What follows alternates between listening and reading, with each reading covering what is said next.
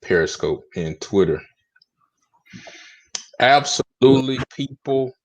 Welcome to the Damien Jones Podcast. Come on into the room.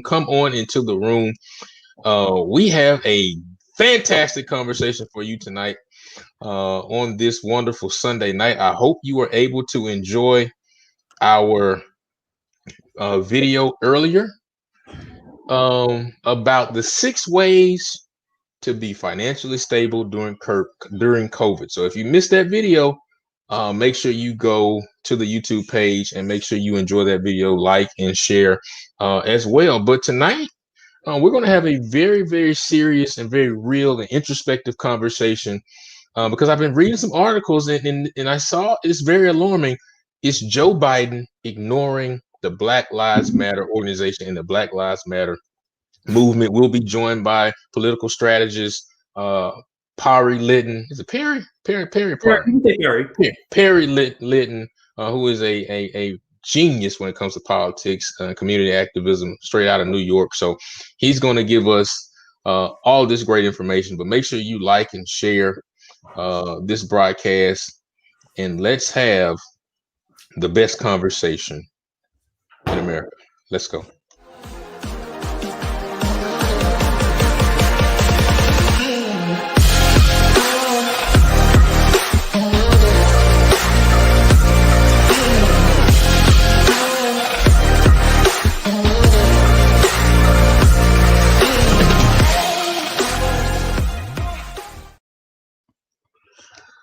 All right, let's go. So Parri, welcome to the podcast. How are you, my friend?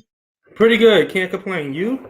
I am well. I just finished eating some chicken wings with the family. I've been watching football all day, Saints, Chiefs, Eagles, Buccaneers. And so I am pumped up. I'm excited. Hello, YouTube. Hello, Twitter as well. Folks, make sure you are liking this broadcast, sharing this broadcast with everybody else. Make sure you leave comments as well so we can have this interactive conversation.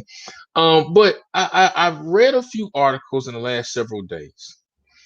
And, you know, those who follow the page, you saw our video a few days ago where we shared the leaked audio from Joe Biden's conversation with African-American civil rights groups, NAACP, Al Sharpton, Derek Johnson, Sherilyn Ifill, and others, right? In that room having that conversation. Again, I didn't like Biden's tone in that conversation. I didn't like how he spoke to Black people. That's why I didn't vote for him. And right, and you know, very clear about that. And so he just only showed us in that meeting, in the way he spoke with folks, all that I've always said. He doesn't care about Black people, right? So we heard what came from that meeting. Folks are being optimistic about that meeting. A lot of folks are pissed off about that meeting. But just briefly, before we go into today's conversation, Parri, tell me what were your just kind of thoughts from that audio, from that group, from that meeting, Joe Biden and other civil rights leaders. People may not like my views on it. I don't like the tone that African Americans set for Joseph Biden. Mm-hmm. We constantly deliver victories for the Democrats. We don't need to come to the table saying we're here in the adversarial role. That right there puts us at a disadvantage. He should be humbled enough for us to be at the table with him. We shouldn't even be requesting. He should have came to us. He's like, all right, now that let's sit down and have this conversation. Again, I did not like the tone that African Americans set. Like, it was very clear. They said that they weren't coming there in the adversarial role. When you say that, it means that he now has the power and advantage to tell you what he's going to do. Yes. And I think that you're right. And that set the tone for him to speak down to them, to speak to them like they were children, to raise his voice at them, to speak as though they don't have certain levels of knowledge on particular issues, right? Allowed him to dance around with his platitudes and anecdotes and story time. Joe Biden story time. Let me tell you about this guy I met back in 1923. And so, yeah, I mean, you're exactly right. We have to make sure we're setting a tone of seriousness, of respect when we go into these meetings. And this is not a pat on the back. Hey, I'm just happy to be here. We ought to set the tone and say, I'm coming here to sit down with you, not to waste my time, but to demand things and to make sure that you understand where we stand and what we need. If not, then you'll be left out of the equation, which brings us to our conversation tonight. You and I have had many conversations. You've joined us on the podcast throughout the past year, and we've had different conversations around different topics, particularly the Black Lives Matter movement, which we've seen. There's a lot of critique, a lot of talk about the Black Lives Matter movement. What is the Black Lives Matter movement? What does it stand for? Who is in charge? Where is the money going? Who are there chapters? Is Black Lives Matter standing for defund the police?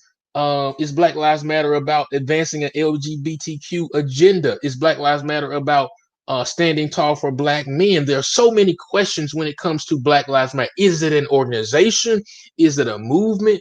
What exactly is Black Lives Matter? But we do know it is a phrase that millions of Americans have grabbed onto, embraced, and particularly liberals, and used it to move forward types of energy, particularly, but we don't know. I can't say that it has produced any real substance in terms of policy, in terms of public safety, in terms of economic empowerment for Black lives, right?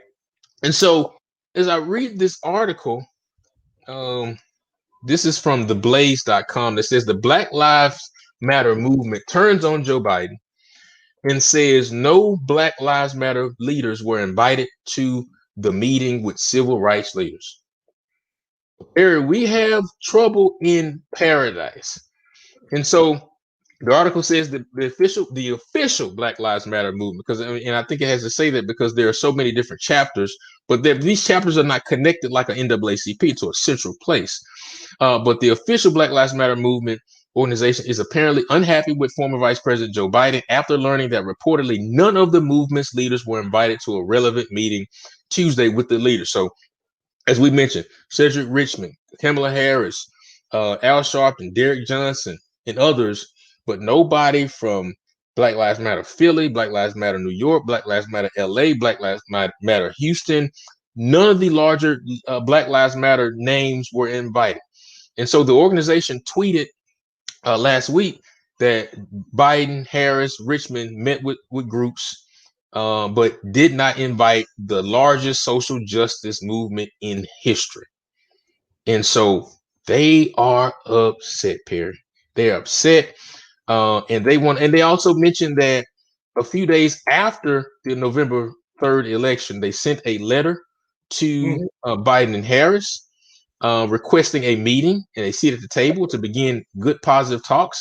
And they want to make it clear that it has now been 30 plus days, nearly 40 days, and there has not been any response, any correspondence, any feedback from the Biden administration. Parri, what are your thoughts? Why does it seem that Joe Biden, his administration, is ignoring the Black Lives Matter movement? But particularly, why weren't they in this largest, most notable, most well-known modern organization around Black empowerment, if you will, on the surface? I'll say that on the surface, but they were not invited to this meeting. Why is that? Okay, so I want to go back first and let's talk about Black Lives Matter. It is a large picture grassroots movement. That's what people don't understand. It sets a large picture movement. So it brings LGBT, criminal justice, everything that affects Black lives. It's a movement to empower Black people. So that's where you get the LGBT piece, you get the working class piece, you get the criminal justice piece, legalization of marijuana, defund the police. It's all a part of a larger umbrella. Think of the umbrella as Black Lives Matter, and then think about all these different initiatives as under that umbrella. The issue is Black Lives Matter doesn't sit well with people because both Democrats have allowed Republicans to shape the narrative around the organizations.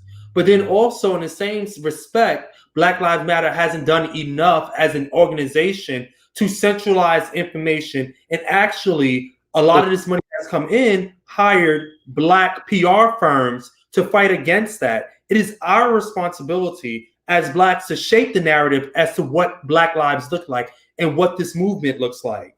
Mm-hmm.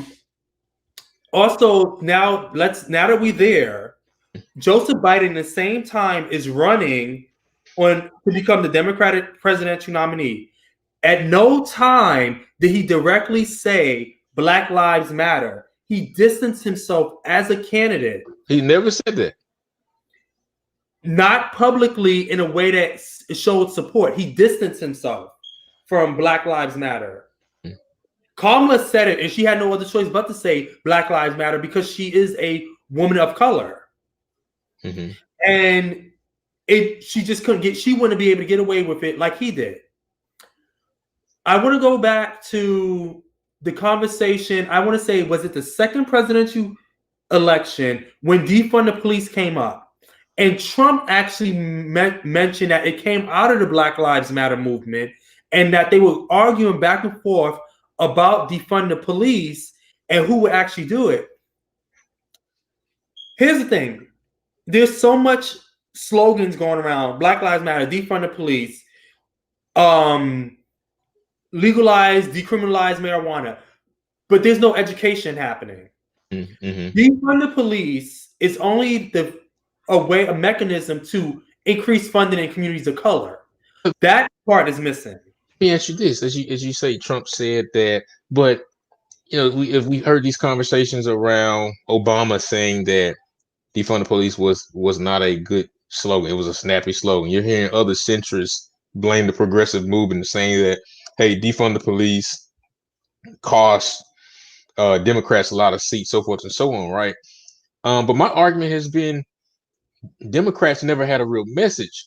But the larger question is, where did defund the police come from? Did it directly come from Black Lives Matter? Or did it just come from a rage in the streets of just all types of groups and it just caught fire? So when you look at major cities like New York, Chicago, LA, Atlanta, Baltimore, when you look at the funding and you look at how much the police is invested from public funding into the police, and you notice how less funding is going into communities of color. In New York, I looked this up. New York, y'all's police budget is $5 billion. Excuse me, it's going up. And you understand that $5 billion is what the city puts in. We still got state and federal funding that also goes to them. Mm-hmm. So when you look at that, that's where it became a grassroots. So these cities started saying the organizers, the liberal, Democrat, socialists, all came together and was like, how do we restructure this? What does policing look like for communities of color? We're tired of black men, innocent black men, unarmed, being shot and killed. We're tired of the aggressive police force. In New York City, we're tired of the police engaging homeless. So what does that funding look like? So when you say defund, it's actually not only defunding, but it's also putting people in place, taking that funding away. So let's talk about homelessness.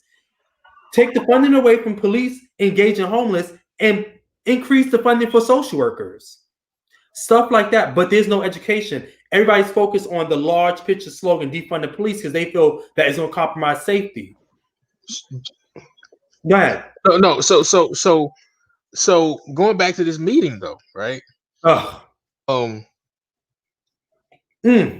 so many people that could have been invited. We know everybody can't make the meeting. Everybody can. Now this is a Zoom meeting, so you could actually get a lot of people on this Zoom. And I heard from my sources tell me that there were like 50 people on this call, which I think is too many people. And that's why it got leaked, because it's just too many people. Loose lips sink ships.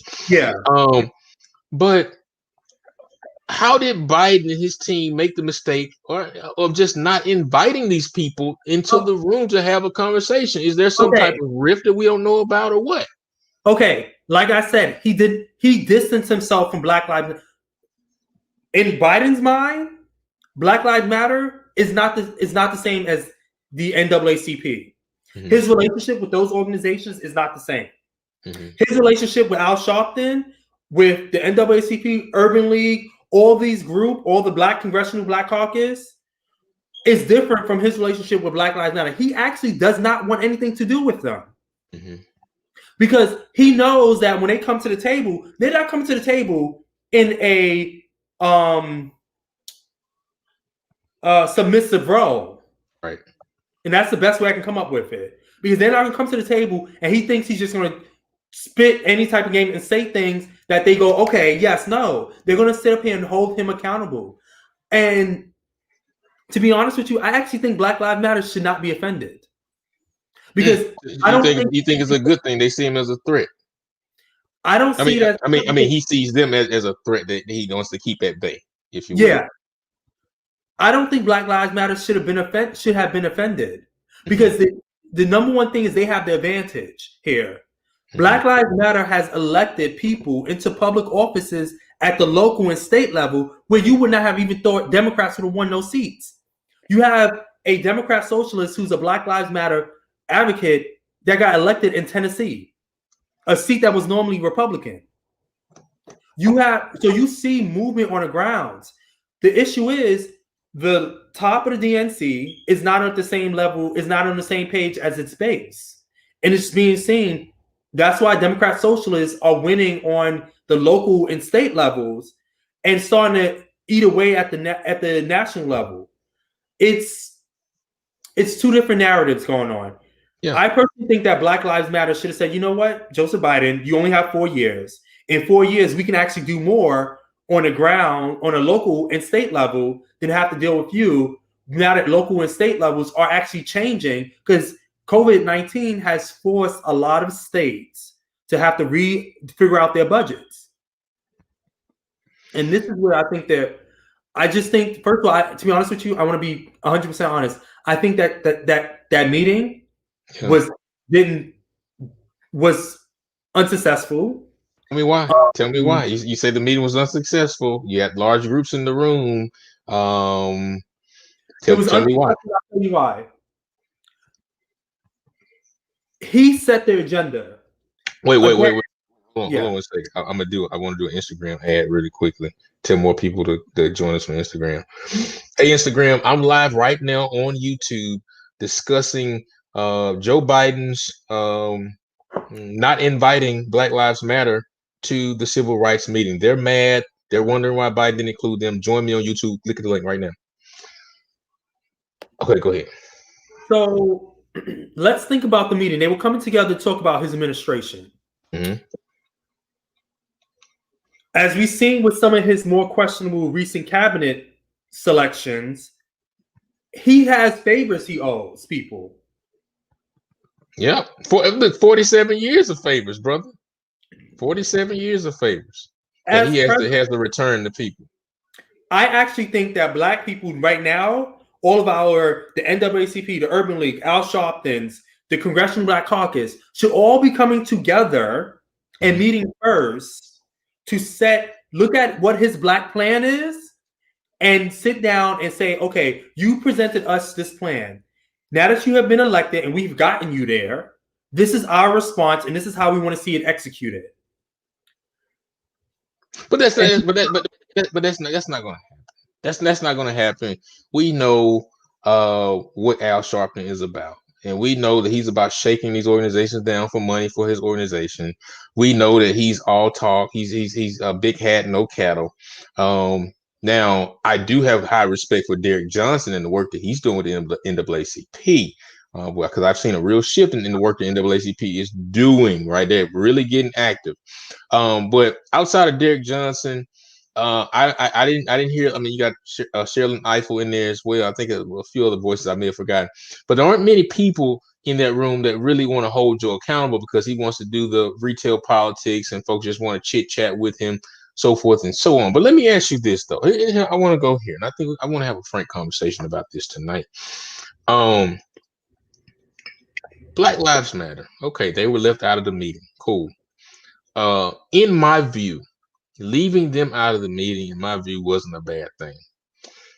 Here's why. Because I don't think they do anything anyway. I don't think they stand for anything anyway. I don't think they're doing any real work anyway. I think they position themselves and they raise a lot of money. I use the word organization loosely because there's nothing organized about the Black Lives Matter organization, because you have all these different chapters using the name Black Lives Matter across this country, but there is no central organized way to communicate. The money isn't being pushed down to the chapters. There is no registry for chapters. There is no type of infrastructure to build something like you have with an NAACP, right? And so you have 3 or 4 women at the top of this organization, no men in leadership. For a good while, there was no mention of Black men on their website until recently they got scrutiny. It was basically centered around Black queer women pushing a Black queer agenda, particularly from a place looking, in my view, like misandry. And for those who don't know what misandry is, it is the hating of men, right?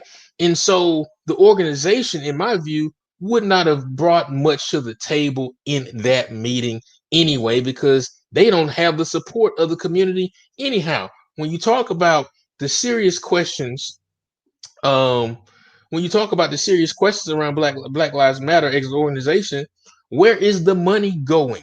Who is on your board? What do you stand for? People, when George Floyd died, all these different donations flowed into the Black Lives Matter organization. Can we get an account, some type of accounting record of the funding and where it is going, right?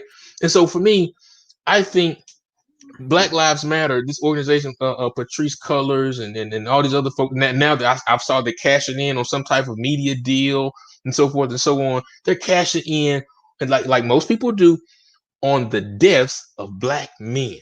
Okay, they're cashing in.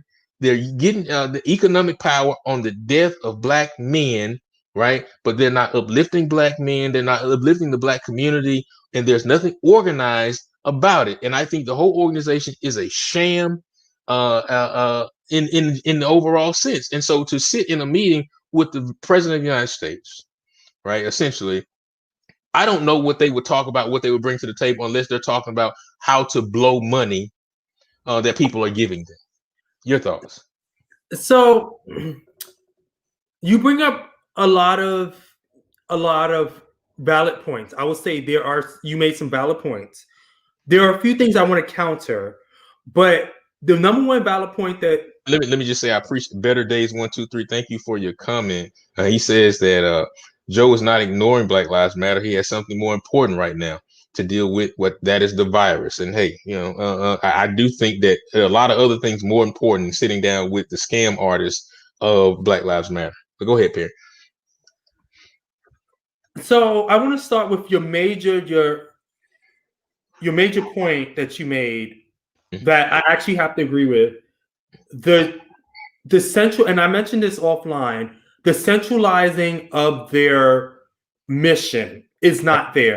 Their infrastructure is not there because it's a grassroots movement. It's from the bottom up. That's why I mentioned that when they received this funding, that 20% should have stayed at the top and 80% should have went funneled to these local chapters, because the top should have focused on the infrastructure, the larger picture infrastructure, and making sure there's a centralized place where they hired, like I said, Black accountants, Black PR firms, Black. Who are they hiring? Where's the money going? Are there any programs? Are there any events? Where's the money? So who are they helping? So here's the thing with Black Lives Matter.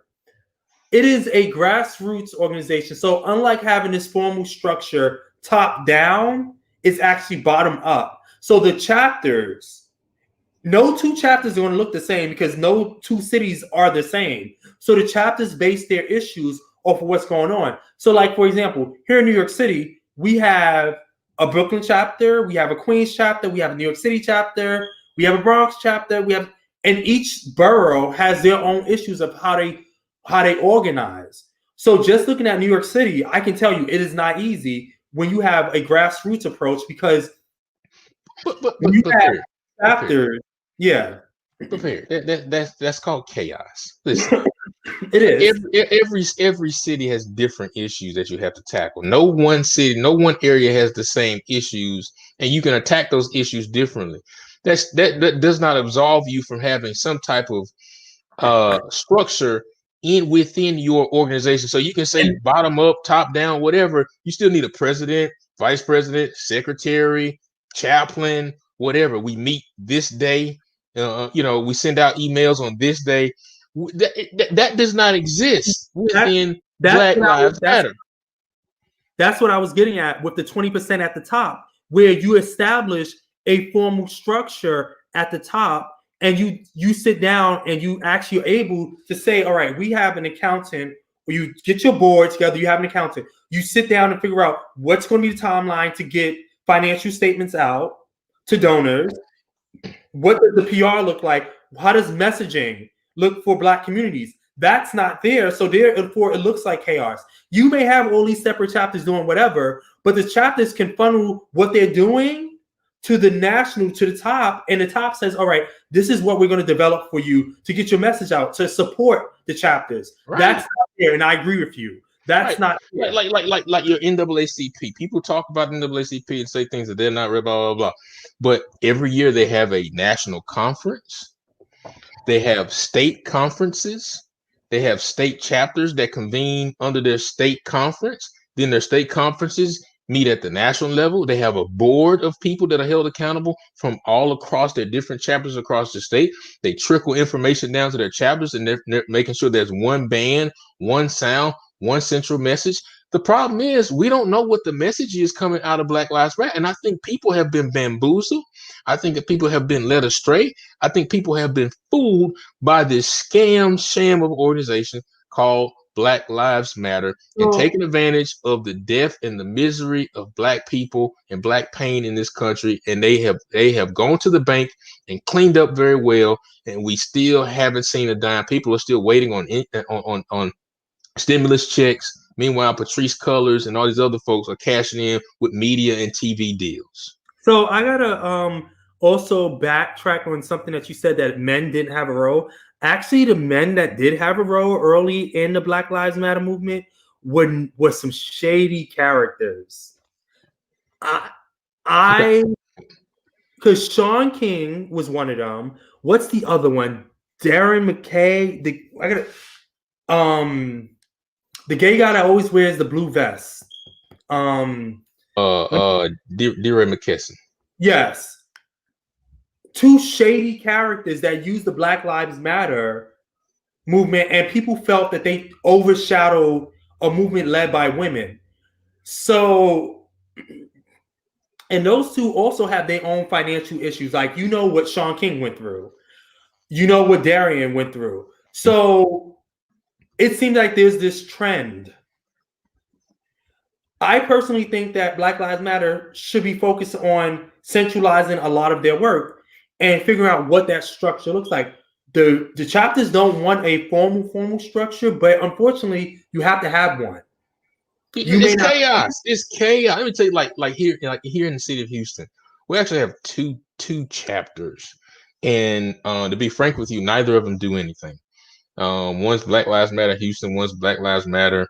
They've never held a meeting. They don't have a membership. They don't organize anything. They only show up to rallies when things have popped off just to have a megaphone and yell and get people riled up. And then after that, there's no follow-up action whatsoever. So I hate when I see organizer activists get poor and Black people, Black, brown people riled up, about a particular issue of an injustice that has happened, and get on the microphone. They do their media hits and this is not right, blah, blah, blah, blah, blah. And then after that, there's no follow-up. There's no meeting. There's nothing to organize or to centralize or to harness that energy into real action. And so that's my issue with a lot of these Black Lives Matter situations. I don't know who that is, but a lot of these situations, it's you gotta have some type of structure. And I think we are really, really, really wasting great opportunities to organize and to use this messaging very well, or you will see some new organizations pop up to really harness this energy and use it in the right way? Well, there's already a divide within the organization of Black Lives Matter. They don't want anything to. A lot of these chapters don't want anything to do with the Biden administration, so they're upset that the leadership is actually going after having a meeting with him. So they feel that they rather focus on the local level, stuff going on in front of them, instead of trying to have this like political consultant thing where you need to sit down with Biden. Biden has made himself very clear, and it's seen. After they got elected, they started bashing the progressives. They started blaming progressives for the down ballot. I actually think he can never carry the down ballot because he was too friendly with Republicans. So your message was very unclear. And for the voter turnout, it should have been a blue tsunami. But your message was not clearly Democratic. It was center right leaning. So you got your presidency. You lost seats in the House, which I predict now Republicans are going to come back in 2022 and take the House. I don't know about this Georgia race. It's a toss-up, but I don't think my personal thing is I don't think neither party is going to take both seats. Right. Yeah. I mean, just in terms of Georgia, I think Republicans will hold strong there. I don't think Georgia's really blue. I think now that Trump is off the ballot, things will normalize and Georgia will remain red. Let me ask you this question, and we got to go. What do you expect from Biden in the next 4 years? You want me to be honest? I do. That's why I got you here. I don't expect much. Okay. I don't expect much. I believe I work in politics. I have worked with Bloomberg, Christine Quinn, Bill de Blasio, Melissa Margarito, under Andrew Cuomo for the last 6 years.